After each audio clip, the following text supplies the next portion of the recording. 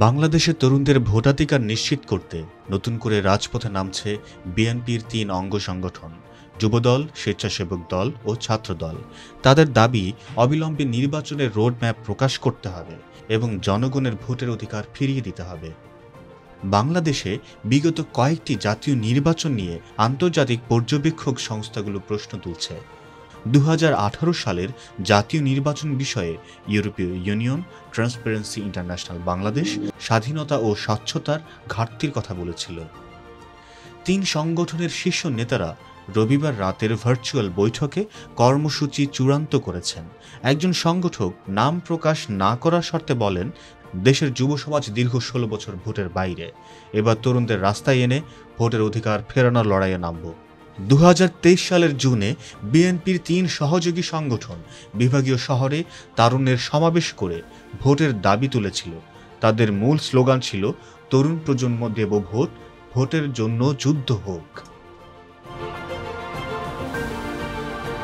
রাজনৈতিক বিশ্লেষক ডক্টর রাশেদুল হাসান মনে করেন, তরুণদের ভোটের ইচ্ছাকে অবজ্ঞা করা হলে দেশের গণতান্ত্রিক ভবিষ্যৎ অনিশ্চিত হয়ে পড়বে। তারা আশাভঙ্গ এবং রাজনৈতিক অস্থিতিশীলতা তৈরি করতে পারে। ছাত্রদলের এক নেতা সরাসরি বলেন, এটা শুধু ভোটের দাবি নয়, এটা আমাদের ভবিষ্যৎ কেমন হবে সেই প্রশ্নের জবাবের লড়াই।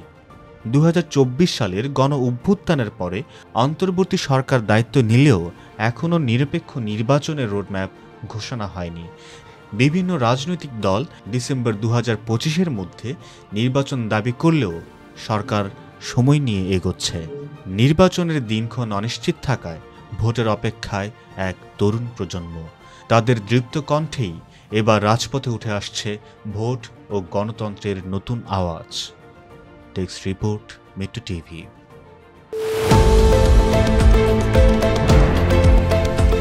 দেশের পাশে, বিশ্বের সাথে, মেট্রো টিভি।